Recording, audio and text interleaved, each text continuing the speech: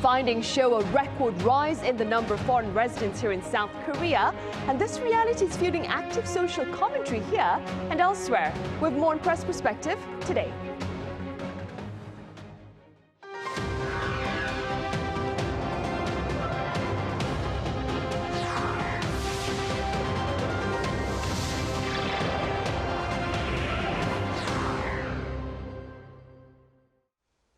Hello and welcome to Press Perspective for this Tuesday here in Seoul. I'm Min Sunhee.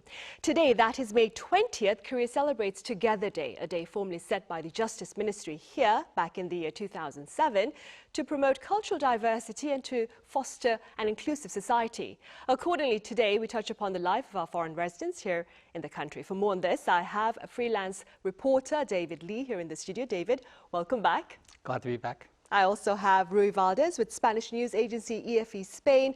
Ruy, as always, it's good to have you here. Glad to be here.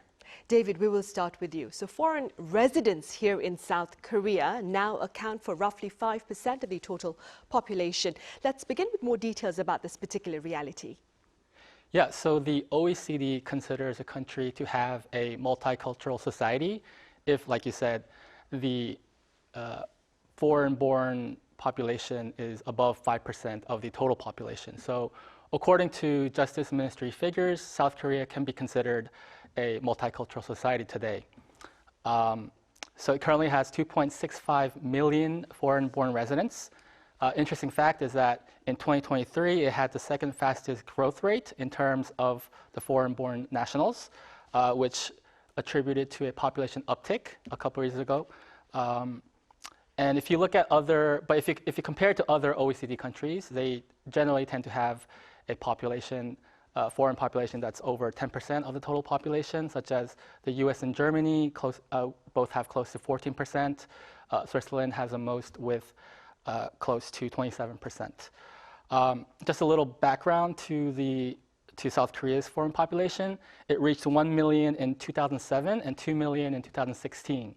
And a big year was in 2004 when the government enforced the employment permit system, which sort of systematically led to South Korean companies recruiting qualified foreign workers to come and work here, giving them the legal visas and the permits to work.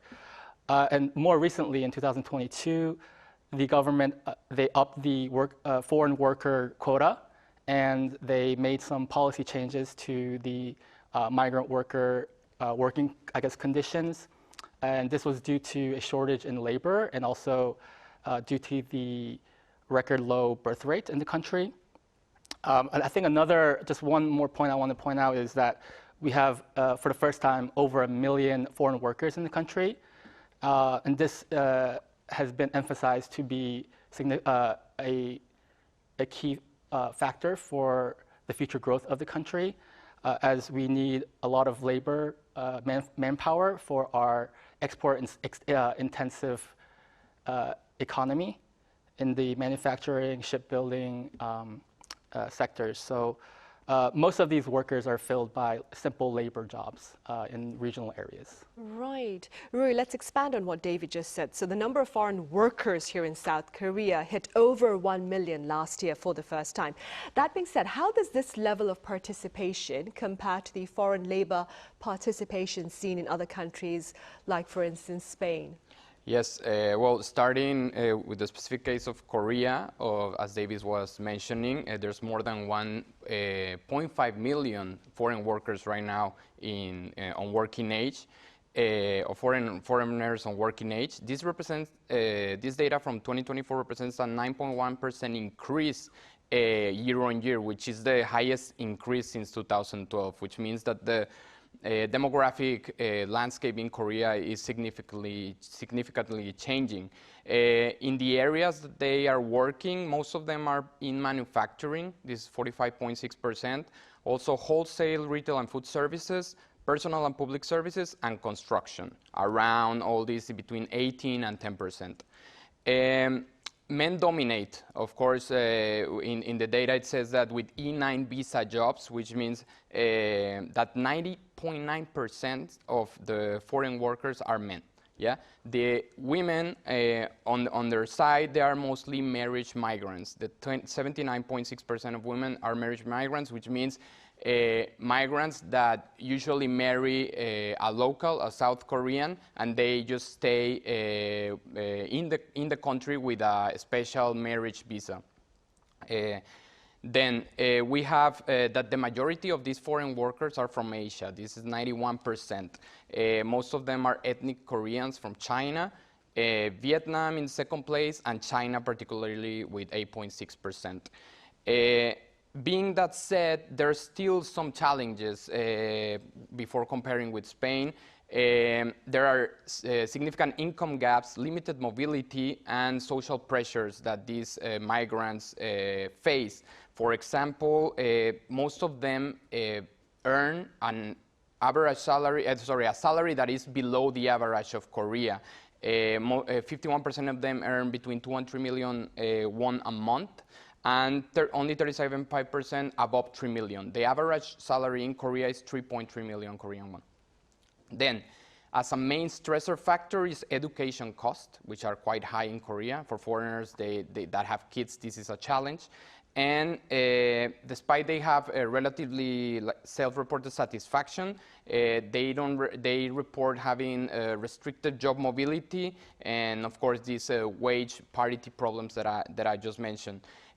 Just quickly, to not extend too much, to compare with the numbers that David mentioned, in Spain, foreign-born workers make up 13% of the labor force.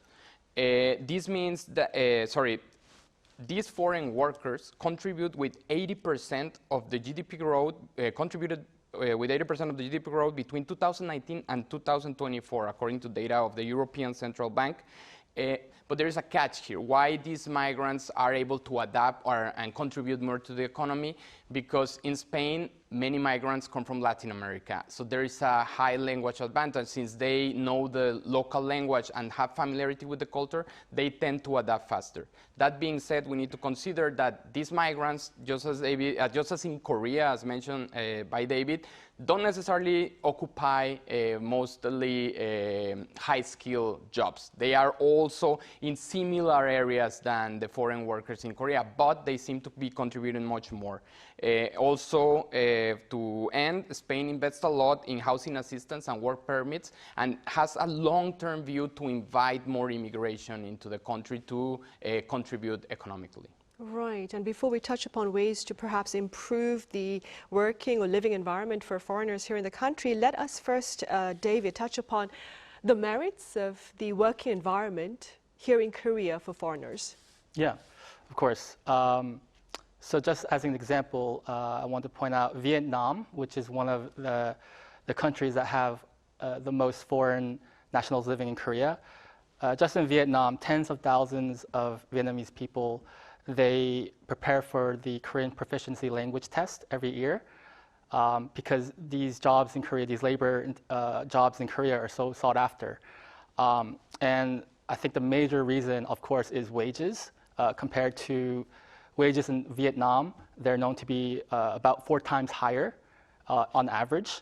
And many people in countries like Vietnam, they think of Korean jobs as more lucrative than even jobs in Japan.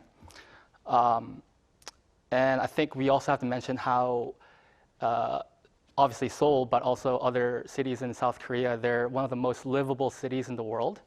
And some of the qualities that they have is that they're very safe compared to other countries. They also have high quality infrastructure, such as public transportation, just the convenience of everything. Very high-speed Wi-Fi and internet connection, 5G, and also affordable healthcare. Because if a foreign worker works for at least 6 months at a job earning wages, they are qualified to receive insurance from their workplace. Even if they don't have insurance, the healthcare system here is much more affordable than other countries, obviously compared to the U.S. Or Europe elsewhere. So yeah, those are kind of the qualities that make these jobs very sought after. Right. Ruy, earlier on, David talked about how the OECD regards a country as multicultural if over 5% of its population includes foreign residents. Now, this being said, could you tell us a bit more about the criteria of a multicultural country and which countries currently stand as key examples of multicultural communities? Yes, the criteria set by the OECD is over 5% of the population.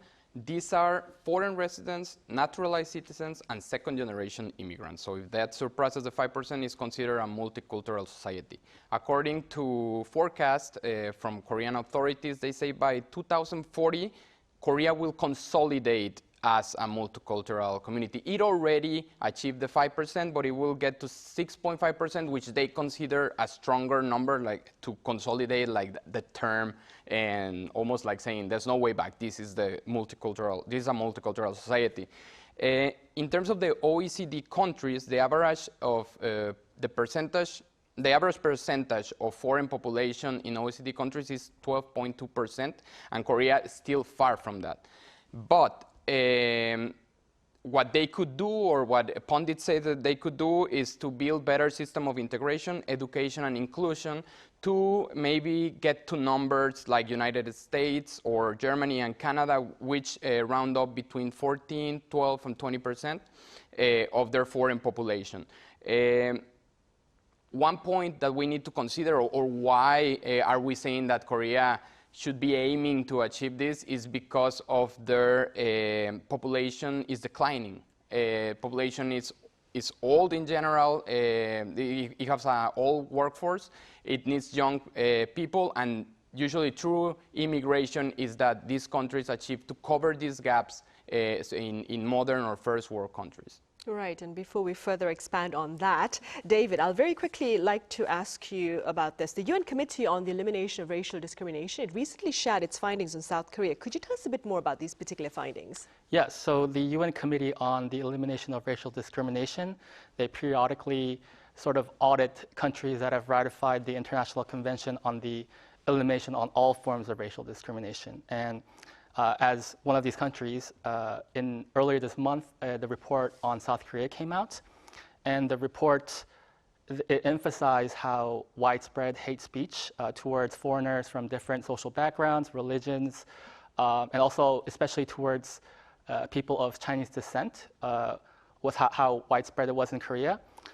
They highlighted in the report, they highlighted the protest towards a mosque being built in the city of Daegu, where students and residents, they have been leading the protests with Islamophobic slurs and actions, such as having public barbecues in front of the mosque or the territory that's being built. They also highlighted the videos being uploaded online of instances of physical abuses towards undocumented migrant workers. And mind you, the country has had a history of being known for providing poor conditions to such migrant workers, such as unpaid wages, their housing being, they're sleeping inside greenhouses. Also, the high incidence of industrial accident death for migrant workers, which is, I think, almost double that of Korean nationals. So all in all, the UN committee, they urged the South Korean government to implement a comprehensive anti-discrimination law, which the country currently doesn't have.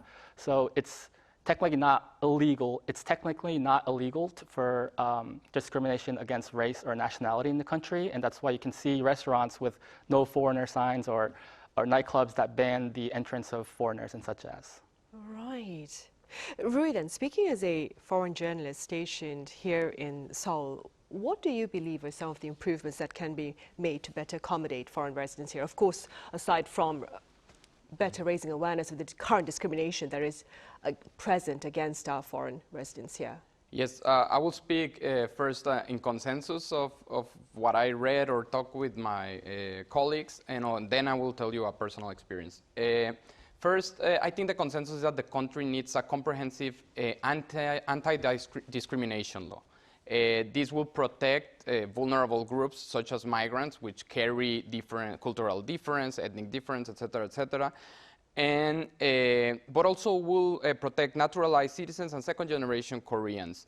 David has already expanded in many examples on how these migrants suffer discrimination in the country. And what pundits are saying is that without legal guarantees or equal treatment, these things will keep happening.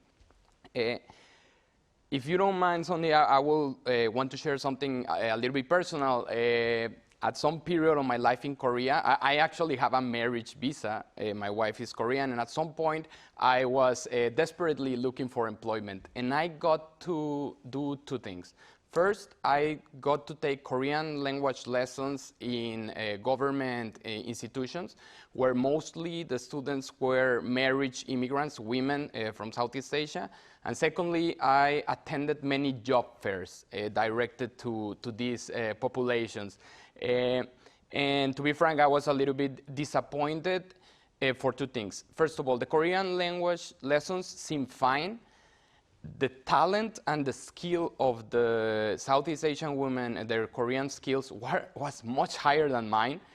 But when I go to the job fairs, which represent the opportunities that they will have in case they want to enter the job market, I have to say that many of the companies that were there seem a little bit shady. They offer only temporary contracts, low wages, and my impression was that a message was a little bit being sent as, this is how we consider your potential. And I think Korea should be a little bit smarter on that. These people, I understand they don't have a strong educational background, but they are very young and adaptable labor force. So they could take some kind of technical courses, training to aim for a professional path or a career path that will give them better opportunities for them and their families. As we have been talking today, there's no way back on this change of demographics in Korea. So what better way than to give opportunities specifically to these women. Another point, and this happens in all sectors through my years here, is that many foreigners that come into the country with workers visa, when they come with a spouse that is a foreigner spouse as well, it's not that simple for the spouse to get a work permit. So sometimes you have the person with having, let's say, a proper job, but the spouse is in this gray area where that person cannot find a formal employment. So that there is also a lot of room for improvement there. That would be my Well, thank you for sharing, Ruy. Yeah. Those are definitely some things to think about, though. David, on a more concerning note, and beyond borders here, quite a number of nations are now choosing to close their once open doors to immigration. Could you tell us a bit more about this reality and the reasons behind it? Yeah. So first of all, the forced displacement in the world is at an all-time high. In 2023, it was reported that 114 million people were displaced, either through conflicts, wars, or national occurrences. And I think it's good to point out two kind of regions that have been affected largely by this. It's first of all Europe. As Europe became the kind of migrant destinations for people from the Middle East and Africa who were displaced. In the past decade, countries in Europe have welcomed millions of migrants from these regions, and the consequences, or I guess the effects of such a mass migration or immigration, was that there was economic burden, also a strain on public services, and due to the poor adaptability of some of these migrant groups, there were a lot of social clashes and friction between the populations, the natural citizens and the people who migrated there. So I think a consequence of this is that many of the natural residents or the citizens can kind of feel sidelined by these kind of open-door immigration policies. And this kind of gave way for populist governments to rise, fueled by xenophobia and far-right ideologies. So like even Canada, which has been known to be an open door sort of country for decades. For the first time in 25 years, their national survey showed that a majority of their population said this is it for immigration, we should kind of slow down, take a step back. And obviously, I think we have to point out the US, where President Donald Trump has won now 2 elections on his campaign of Make America Great Again. And essentially, he won his first election on the promise of building a border wall between the US and Mexico. And he was cited as calling Mexicans rapists. And he's really attracting the working class who, like I mentioned previously, might feel sidelined. And the ideology really essentially is that the ruling elite is corrupt and indifferent to these natural citizens. And I think his campaign, Make America Great Again, is essentially saying, prioritizing the natural citizens first above all. And yeah, that's kind of been what's happening around the world. Right, and Ruy, I wonder whether this reality of tightening borders to immigration look to affect Korea, or do you think, as you mentioned earlier, because quite a number of scholars here in South Korea are also acknowledging that immigration is a viable option to dealing with an aging workforce here and, of course, a declining population? Yes, of course.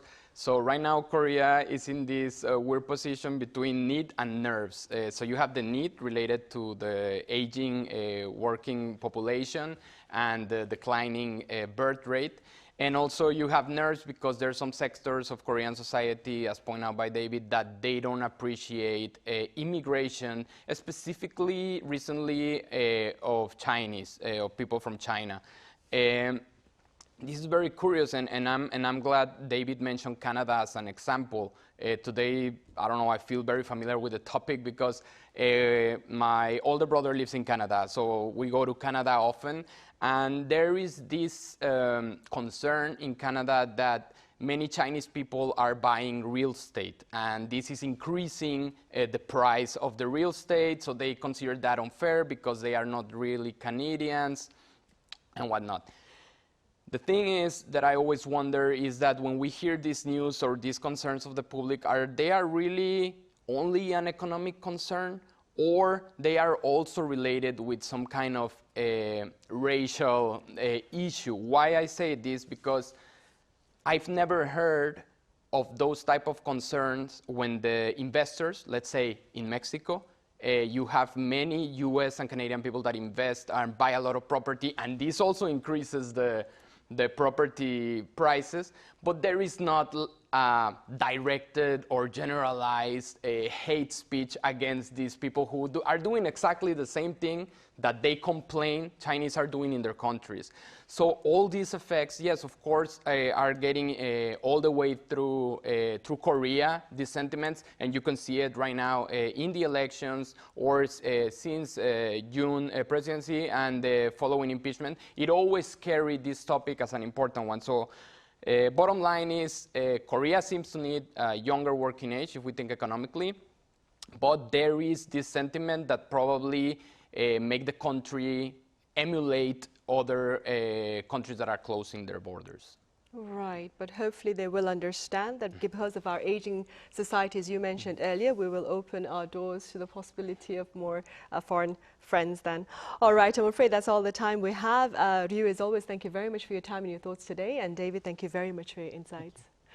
Right, well, that brings us to the end of this edition of Press Perspective. Thank you so much for watching.